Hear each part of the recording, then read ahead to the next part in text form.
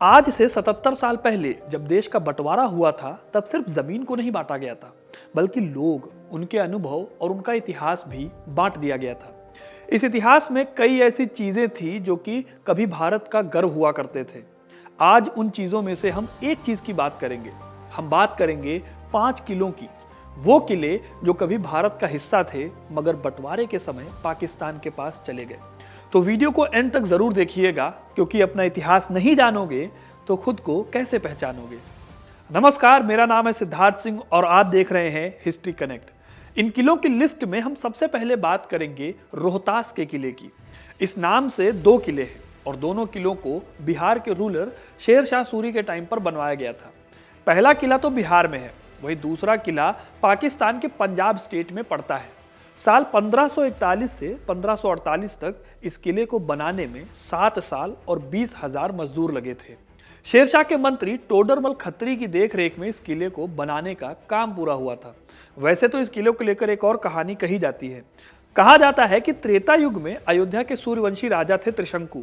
उनके पोते और सत्यवादी राजा हरिश्चंद्र के पुत्र रोहताश ने इसे बनवाया था, और यही वो किला है जिसे कि बाद में शेरशाह ने बनवाया। फिर 1545 में जब शेरशाह की मौत हो गई तो उनके कमजोर वारिसों की वजह से सूरवंश बहुत जल्दी खत्म हो गया और ये किला मुगलों के हाथों में चला गया। आगे जाकर पंजाब के महाराजा रणजीत सिंह ने भी अपने एडमिनिस्ट्रेटिव कामों के लिए इस किले का इस्तेमाल किया था। आज यूनेस्को की वर्ल्ड हेरिटेज साइट्स में से एक रोहतास का किला अपने आप में कई 100 सालों का इतिहास समेटे हुए है, लेकिन अब यह किला भारत का नहीं बल्कि पाकिस्तान का हिस्सा है। इन किलों में दूसरे किले का नाम है डेरावर का किला, जिसे कि लोग दरावड़ का किला भी कहते हैं। यह पाकिस्तान के बहावलपुर के डेरा नवाब साहिब से 48 किलोमीटर की दूरी पर मौजूद है। इस किले को राजपूत राजा राय जज्जा भट्टी ने 9वीं सेंचुरी में बनवाया था। इस किले को उन्होंने जैसलमेर के राजा देवराज भट्टी और बहावलपुर के लोगों को ट्रिब्यूट देने के लिए बनवाया था। 18वीं सदी में बहावलपुर के नवाबों का इस किले पर कब्जा हो गया और आगे चलकर अंग्रेजों ने भी इस किले का खूब इस्तेमाल किया। यहाँ पर अंग्रेज लोगों को नजरबंद करके रखते थे और कुछ को तो यहाँ पर फांसी भी दी गई थी। पहले इस किले को डेरा रावल के किले के नाम से जाना जाता था, लेकिन आगे चलकर लोग इसे डेरावर या फिर डरावड़ का किला कहने लगे। ये किला करीब 30 मीटर ऊंचा है और इसका घेराव करीब 1.5 किलोमीटर का है। बताया जाता है कि विभाजन के बाद जब ये किला अंग्रेज छोड़कर गए तो ये पूरी तरह से खंडहर हो चुका था। पाकिस्तान की सरकार ने इस किले की मरम्मत कराई, लेकिन अभी भी इसकी हालत बहुत ज़्यादा खराब है। अगला किला जिसके बारे में मैं आपको बताने वाला हूं, उसे the great wall of Sindh भी कहा जाता है। मैं बात कर रहा हूं रानीकोट किले की, जिसका घेराव करीब 32 किलोमीटर है। इसीलिए लोग इसे चाइना की दीवार से भी कंपेयर करते हैं। यह किला पाकिस्तान का सबसे बड़ा किला है। पाकिस्तान में किरथर हिल्स पड़ती हैं और इनकी पहाड़ियों को जोड़ते हुए ही इस किले को बनाया गया है। इस किले को किसने बनवाया, इस पर कोई पक्की इंफॉर्मेशन नहीं है। कोई कहता है कि यह किला 20वीं सदी की शुरुआत में बना था, तो कोई ये क्लेम करता है कि सन 836 में सिंध के गवर्नर रहे पर्सियन नोबल इमरान बिन मूसा बर्मकी ने इस किले का निर्माण करवाया था। लेकिन असल में इसे किसने बनवाया, ये बात कोई नहीं जानता। हालांकि इस बात के सबूत जरूर मिलते हैं। कहा जाता है कि तालपुर वंश के प्राइम मिनिस्टर नवाब वली मोहम्मद लिघारी ने साल 1812 में इस किले का कुछ हिस्सा बनवाया था। रानीकोट किले की एक खासियत है, और वो खासियत ये है कि इस किले के अंदर एक और छोटा सा किला है जिसे कि मिरी किला कहा जाता है। बताया जाता है कि यह मीर शाही परिवार के महल के रूप में काम करता था। इस पूरे किले को पहाड़ी पर जिगजैग वे में बनवाया गया है। इस किले के 4 गेट हैं, जिनके नाम हैं सन गेट, अमरी गेट, शाह पेरे गेट और मोहन गेट। इसमें सन गेट बहुत इंपॉर्टेंट है। बाद में इस किले पर अंग्रेजों ने कब्जा कर लिया था और बंटवारे के बाद सिंध की यह दीवार पाकिस्तान की होकर रह गई और भारत से दूर हो गई। पाकिस्तान जब बना तो पंजाब के 2 हिस्से हो गए और पाकिस्तान के पास जो पंजाब गया उस हिस्से में लाहौर चला गया, और लाहौर के साथ ही चला गया यहाँ पर अकबर का बनवाया गया लाहौर का किला, जिसे शाही किले के नाम से भी जाना जाता है।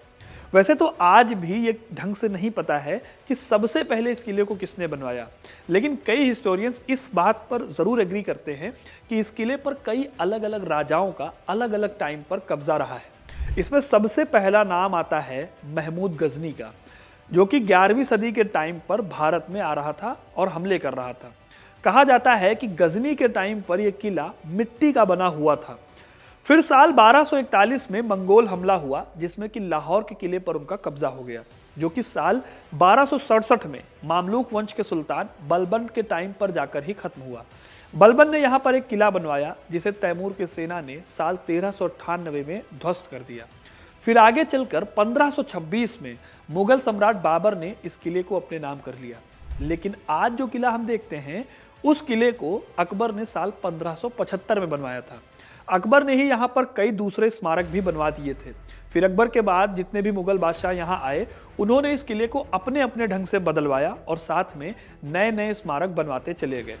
आज के टाइम पर यह किला 20 हेक्टेयर से भी ज्यादा के एरिया में फैला हुआ है और इसके अंदर करीब 21 इंपॉर्टेंट बिल्डिंग्स हैं। इसमें बहुत सारी इंपॉर्टेंट बिल्डिंग्स के नाम हैं, जैसे कि खिलवत खाना, शाहजहां का चतुर्भुज, माई जिंदन हवेली, मोती मस्जिद और जहांगीर का चतुर्भुज। ये सारे मेन बिल्डिंग्स हैं। ये किला मुगलों की बनाई गई सबसे शानदार बिल्डिंग्स में से एक माना जाता है, इसीलिए इसे साल 1981 में यूनेस्को की वर्ल्ड हेरिटेज साइट में जगह मिली थी। अगले किले का मैं नाम बताता हूँ। इसका नाम है बाल्टिक फोर्ट। 16वीं सदी में बना यह किला पाकिस्तान की हुंजा घाटी में पड़ता है। बाकी किलों की तरह इस किले को भी कई बार तोड़ा गया और कई बार बनाया गया।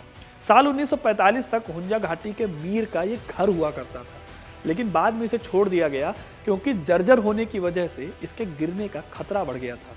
दोबारा इसकी मुरम्मत करके अब यहाँ पर एक म्यूजियम खोल दिया गया है, जिसमें बाल्टिस्तान के रॉयल्स के हाथों से बने खाना पकाने के बर्तनों और बाकी चीज़ों की नुमाइश की जाती है। तो दोस्तों, ये थे वो किले जो कभी भारत का हिस्सा हुआ करते थे, लेकिन आज क्योंकि विभाजन हो गया है, इस वजह से वो पाकिस्तान में है। अब आप कमेंट करके ये बताइए कि इनमें से कौन से किले को आप भारत में देखना चाहते हैं। अपनी राय हमें कमेंट में ज़रूर बताइएगा। वीडियो को लाइक और शेयर करना ना भूलें और ऐसी तमाम इंटरेस्टिंग कहानियों के लिए हिस्ट्री कनेक्ट को सब्सक्राइब करना मत भूलिएगा। धन्यवाद।